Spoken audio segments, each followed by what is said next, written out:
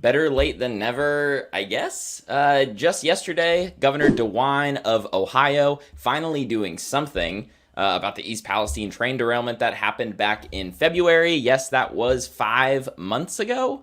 Finally reaching out to President Biden, asking for a disaster declaration. That may be the wrong thing, as we'll get into here soon. We've been talking a lot about declaring it a state of emergency. Here, DeWine choosing to go for the disaster declaration.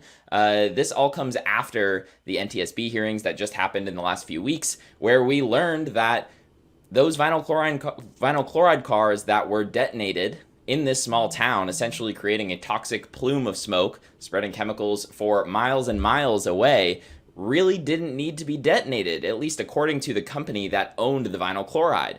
That's neither here nor there right now, though, because it happened, and right now we're still waiting for somebody to be held accountable.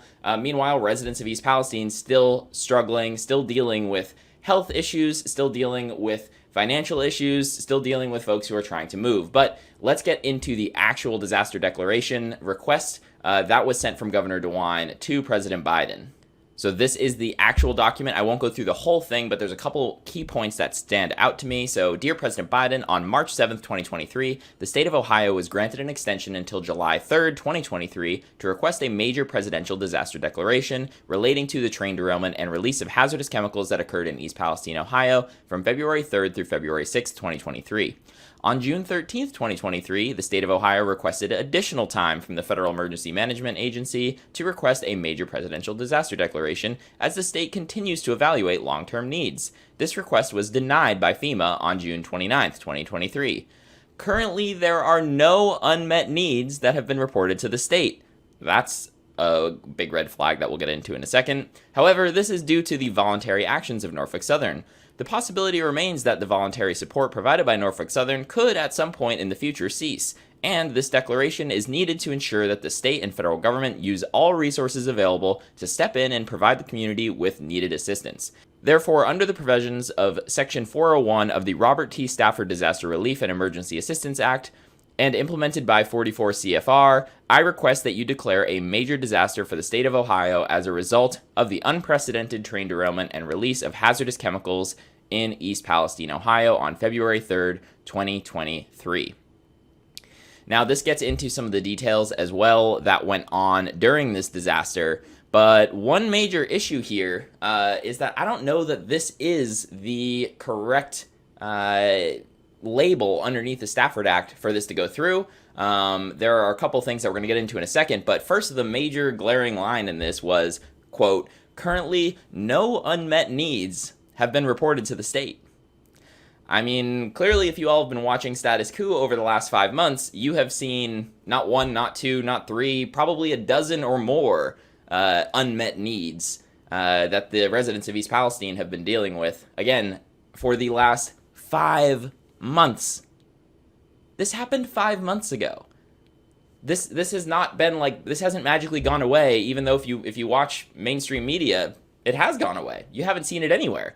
Just like I mentioned, a little less than 2 weeks ago, the NTSB hearings that were going on, the owner of the vinyl chloride itself said that, from their perspective, those cars did not need to be exploded in this small town. They didn't need to be. That the temperatures were going down, and that they didn't think polymerization was occurring, and that they did not think that there was any imminent threat to an explosion. That goes exactly the opposite of what Norfolk Southern was saying, and exactly the opposite of what happened. That advice was not passed along, apparently, to the folks who were actually making the decision, to the unified command. That advice went to Norfolk Southern, and they didn't share it? Or they did share it, and everyone's trying to throw them under the bus, but to me, it seems like that Norfolk Southern did not share that information, and shared selective information to essentially influence the decision to just set this shit on fire in this small town to get those tracks open sooner. That's something that we've been saying for months, but that really proved that to be true. And unfortunately, it barely got any mainstream media coverage. Jordan, I've been gone the last couple weeks. Jordan did a great job going through all of the details there. But if you don't watch independent media like us, you're not going to know that sort of thing. But let's go through some of the unmet needs that the governor of Ohio seemingly thinks aren't there and haven't been asked for, but I know for a fact that they have been asked for. Here's a couple examples. Number one, appropriate residential air testing. I broke this story back in March that even the EPA admitted that the devices used for residential air tests were insufficient, that they couldn't pick up chemicals at a level of concern such as butyl acrylate, or chemicals at all that would have been created by this vinyl chloride explosion, including phosgene, which those devices would never pick up, including formaldehyde, which those devices would never pick up. Folks have been asking for that. That is an unmet need that has not been delivered to folks. Another one, appropriate blood and urine testing. We've been covering extensively how hard people have been fighting to get urine tests for vinyl chloride, to get other blood tests, to see what else they have been potentially exposed to. Those tests have been very difficult to get. You've needed to potentially pay out of pocket. I know some residents who have spent hundreds of dollars to get those tests, in many cases not being reimbursed for them. That, to me, seems like an unmet need. Assistance to folks who permanently want to move. Sure, temporary relocation is one thing, but being bounced around from hotel to hotel to hotel to hotel to hotel to hotel, because that's how many it is in some cases, when you are doing this for 5 months, is not a real solution.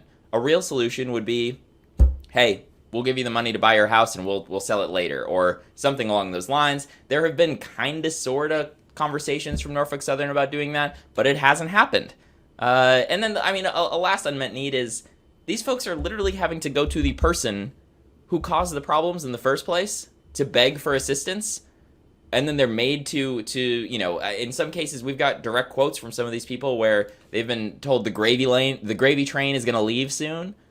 That's the kind of assistance that they're getting when they're going, because they're dealing with the company who caused this problem in the first place to get the help. An unmet need to me would be having some sort of independent third party, maybe the federal government or somebody else, being that intermediary, so these folks don't need to go beg the person who caused all their problems for the support that they deserve. Not that they are wanting, but that they deserve. But I can go on with a whole bunch of other unmet needs. The last key piece to this is, like I kind of hinted at before, Governor DeWine is asking for a disaster declaration. In reality, I think he needs to be going for an emergency declaration. There's a couple major issues here. So let's look here. Major disaster down below here. And this is what is being asked for, a disaster declaration. Any natural catastrophe, including any hurricane, tornado, storm, high water, wind-driven water, tidal waves, tsunami, earthquake, volcanic eruption, landslide, mudslide, snowstorm, or drought, or regardless of case, blah, blah, blah, blah, blah. Headline here is any natural catastrophe. Nothing about this was natural. This is a billion-dollar corporation driving a train full of hazardous chemicals owned by another massive corporation that derailed, not by any natural cause, it derailed due to negligence probably, the train being too long, the tracks not being maintained well enough, whatever, the bearing, whatever the ultimate decision ends up being, not a natural reason why it derailed. And then humans making the decision based on bad information because Norfolk Southern decided not to share all of the information, deciding to explode it in this small town. Nothing natural about that. So under that definition, I don't think that President Biden is going to be able to actually go through and declare this a disaster. The definition that fits this much better would be a emergency. So let's read what, this is according to FEMA, what an emergency would be. Any occasion or instance for which, in the determination of the president, federal assistance is needed to supplement state, tribal, and local efforts and capabilities to save lives and to protect property and public health and safety, or lessen or avert the threat of a catastrophe in any part of the United States. A variety of incidents may qualify as emergencies. The federal assistance available for emergencies is more limited than what is available for a major disaster. A couple key points in that. A variety of incidents may qualify as emergencies. That seems like this could fall under that. It's a much broader definition. There's no note saying it needs to be a natural catastrophe. It talks specifically about public health and safety. All sorts of things that make it seem like, hey, this actually may qualify for an emergency declaration, but nothing about this was natural. So while I do think, hey, sure, this is getting some extra attention for the folks of East Palestine, they're probably feeling like they're being heard a little bit more throughout all of this. But unfortunately, I don't think that the governor asking for this is actually going to lead to anything, because this was not a natural catastrophe. There's no way to spin that this was a natural catastrophe when clearly it's a man-made catastrophe. So, I mean, I really think this is a missed point here. And it's also convenient that, I mean, he waited until the very last minute, late in the day on the evening of a holiday, to announce this. It's going to get no coverage because of it. No one's watching. I mean, I'm recording this on the 4th of July. No one's going to be watching cable news today. By Wednesday, something else will happen, and this kind of gets slid under the rug. I hope that's not the case. I hope I'm wrong. If anyone is an expert in the Stafford Act, feel free to reach out, info@StatusCoup, or you can hit me up on Twitter @LewisD217. I'd love to hear why you think that this could be the case, and maybe we'll have you on the live stream tomorrow night. But yeah, I mean, it is big news. I don't want to say that it's not, but I think Governor DeWine is really missing the point here in asking for a disaster declaration versus an emergency when, as we just laid out, clearly this was not a natural event. Definitely stay tuned to Status Coup. I've been gone for the last 2 weeks, fortunate enough to be able to take a trip over to Italy. I've been saving up to do it for a little while. Had a great time doing it. I will be back now consistently back here on Status Coup, be on the live stream and doing videos just like this. Big thanks to Jordan for keeping the East Palestine story going as much as he has been throughout this. But even while I was gone, I was bummed to be missing some of the NTSB hearings, but he obviously did a fantastic job breaking all of that down. Thank you all so much for watching, and we'll see you soon.